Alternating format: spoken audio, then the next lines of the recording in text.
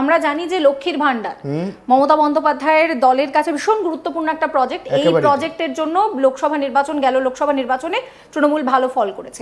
এবার বিজেপি পুজোতে মহিলাদেরকে শাড়ি দিচ্ছে, অর্থাৎ কোথাও গিয়ে বাংলার ঘরে ঘরে যদি আমার বাড়ির যে মহিলা সদস্যা রয়েছেন তার কাছে যদি একটা শাড়ি দলের তরফে দেওয়া হয়, নিঃসন্দেহে আমারও সেই দলটার প্রতি একটা ভালোবাসা ভালো লাগা তৈরি হতে পারে। সেই সম্ভাবনাকে উড়িয়ে দেওয়া যাচ্ছে না। এতদিন ভোটের আগে কোনোদিন বিজেপির তরফ থেকে এই ধরনের কোনো ইনিশিয়েটিভ নেওয়া হলো না, হঠাৎ এইবার কেন?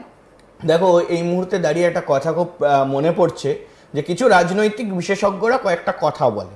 সেটা হলো যে ভারতীয় জনতা পার্টি এখানে, মানে এটা আমি কয়েক বছর আগের কথা বলছি, এটা আমার কথা নয়, এটা এক রাজনীতিবিদ বলেছেন এবং ইতিমধ্যেই এটা কিন্তু অভাব অভিযোগ রয়েছে আবার তৃণমূল কংগ্রেসেরও। তো এটা বলা হয়েছে যে ভারতীয় জনতা পার্টি শুধুমাত্র সবার নামে কুৎসা রটাচ্ছে, কিন্তু কাজের কাজ কিছু করছে না। তবে কি এটা কাজের কাজ? এবারে এই যে শাড়ি দেওয়া, তুমি বলছো যে কোনো দলের প্রতি একটা ভালো লাগা থাকবে, তাহলে কি এটা কোথাও কি কাজের কাজ? আমার তো মনে হয় যে এবার ভারতীয় জনতা পার্টি একটু অন্যরকম ভাবে ভাবছে এবং রাজনৈতিক সমীকরণ তো অবশ্যই রয়েছে, এমনটা কিন্তু বলে দেওয়াই যায়। ফলে সে জায়গায় দাঁড়িয়ে স্পষ্টত যে আগামী দিনে দুর্গাপুজো, এই দুর্গাপুজোর 7টা দিনকে কিভাবে কাজে লাগাবে আর কি হবে সেই বিষয়টাও কিন্তু আমাদের দেখতে হবে। অনির্বাণ, আরো একটা জিনিস দেখো, মমতা ব্যানার্জি 21শে জুলাইয়ের মঞ্চ থেকে পরিষ্কার বলে দিলেন যে দুর্গাঙ্গন তৈরি করা হবে, রাজ্যে একটি দুর্গাঙ্গন তৈরি করা হবে। সেক্ষেত্রে দাঁড়িয়ে মা দুর্গা বাঙালির আবেগ মননের সঙ্গে জড়িয়ে রয়েছে, সেই যে একটা নার্ভ, সেই নার্ভটাকে এই মুহূর্তে একটা ধরার চেষ্টা চলছে নাকি? দেখো, একেবারেই তাই। এবং দুর্গাঙ্গন আমরা দেখেছি জগন্নাথ ধাম বানানো হয়েছে এবং বারবার করে একটা জিনিস, সেই জগন্নাথ ধাম নিয়েও বিতর্ক হয়েছে। ওটাই আমি বলছি যে কোথাও গিয়ে বিতর্ক হয়েছে এবং বারবার করে তুমি একটা জিনিস স্পষ্টত দেখো যে তৃণমূল কংগ্রেস তারা বলছে যে বিজেপি বলে যে রাজ্যে পুজো হতে দেয় না তৃণমূল কংগ্রেস, সরকার পুজো অ্যালাউ করে না বা একটা কোনো কমিউনিটিকে তারা তোষণ করছে। আবার পাল্টা দেখো কি হলো, যে নরেন্দ্র মোদী তিনি এলেন বাংলায়, এসে তিনি বললেন যে দুর্गा पूजा का जो अभी आबोह है वो शुरू हो गया है, यहाँ पे দুর্গা পূজার আবহ শুরু হয়ে গেছে।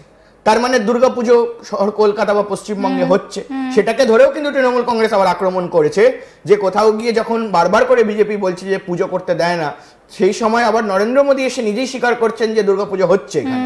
ফলে সে জায়গায় দাঁড়িয়ে কিন্তু এই যে বাদ অনুবাদ বা একেবারে বলা যায় যে তর্ক বিতর্ক যেটা সৃষ্টি হচ্ছে এই মুহূর্তে তৃণমূল কংগ্রেস বা বিজেপির মধ্যে, সেটা কিন্তু কোথাও গিয়ে স্পষ্ট করে দিচ্ছে যে দুর্গা পুজোতে কে মাতিয়ে তুলবে দুর্গা পুজো, কে এটার রাজনৈতিক ফায়দা বেশি তুলবে, বিজেপি না তৃণমূল কংগ্রেস, এই পুজোতেও কিন্তু একটা রাজনীতি কোথাও গিয়ে গ্রাস করেছে। আবার একটা জিনিস দেখো অনির্বাণ, আমরা দেখেছি যে রাজ্য সরকারের যে প্রকল্পগুলো থাকে সেই প্রকল্পে কোথাও গিয়ে হয়তো রাজ্য সরকারের লোগো কিংবা মমতা ব্যানার্জির মুখ ব্যবহার করা হয়েছে।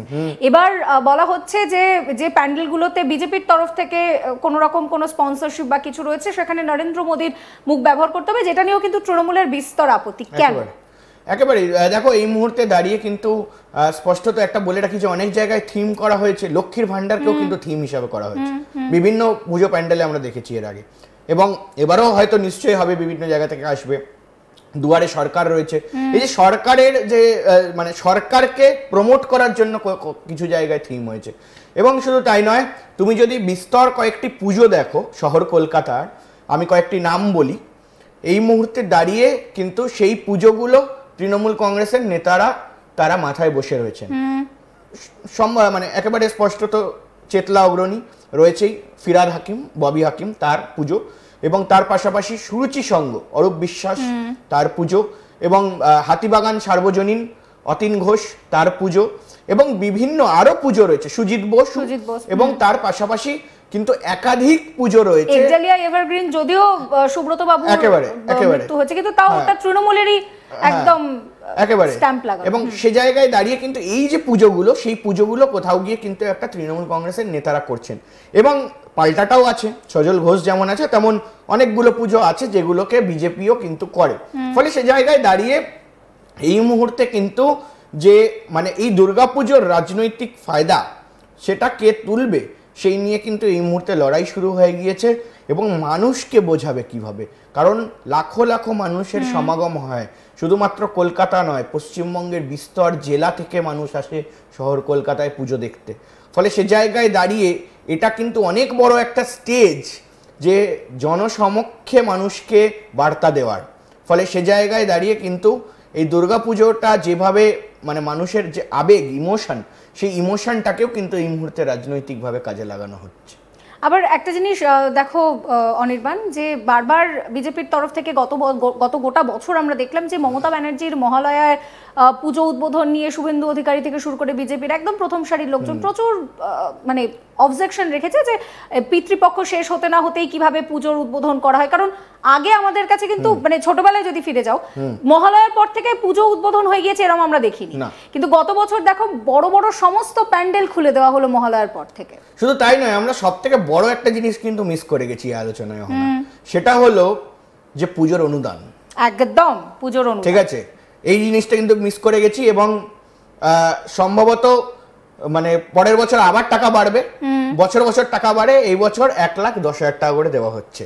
এবং যেই টাকাটা 85,000 ছিল সেটাকে 1,10,000 এবং করে দেওয়া হলো। যখন মমতা ব্যানার্জি স্টেজে বলছেন যে কত চাই, প্রায় বার্গেনিং, একদম মনে হচ্ছে যেন মুড়ি মুড়কির মতো সেটা দেওয়া হচ্ছে। তো সে জায়গায় দাঁড়িয়ে কিন্তু বুঝতেই পারছো যে পাড়ায় পাড়ায় মানে আমি মধ্য কলিকাতায় বসবাস করি, তো মধ্য কলিকাতায় আমি ঢুকলে তুমি বুঝতেই পারছো যে মানে যেই গলিটা দিয়ে যাব সেই গলিতেই পুজো রয়েছে।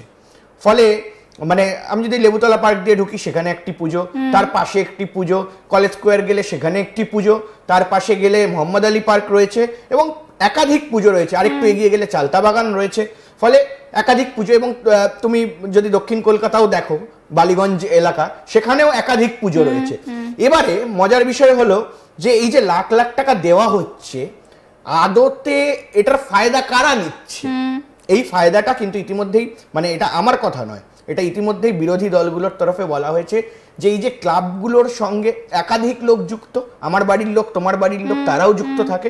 ফলে সেখানে যখন দেখছে যে সরকারের তরফে যে অনুদান দেওয়া হচ্ছে সেই অনুদান কাজে লাগছে দুর্গাপুজোর ক্ষেত্রে, বা হয়তো 1,10,000 টাকা চাঁদা কম নিতে হচ্ছে, বা স্পন্সর একজন কম হলেও অসুবিধা হচ্ছে না, সেটা তো কাজে লাগছে, সেই টাকাটা একটা বড় টাকা। ফলে তাদের মনে একটা খুশি হয়, তাদের পরিবারের মনে একটা খুশি হয়, কারণ তারা সারা বছর সেখানে থাকে। এবং শুধু তাই নয়, যদি এবং তার পাশাপাশি কিন্তু মুখ্যমন্ত্রী এখানেও মানুষকে খুশি করছে যে কোথাও গিয়ে যে তিনি কিন্তু একাধিক পুজো নিজে যান, একেবারে মহালয়ার আগ থেকে শুরু করবেন, অর্থাৎ আজ থেকে শুরু করবেন, এবং শুরু করে একেবারে পঞ্চমী ষষ্ঠী অবধি মুখ্যমন্ত্রী মমতা বন্দ্যোপাধ্যায় কিন্তু প্রতিটি প্যান্ডেলে যাবেন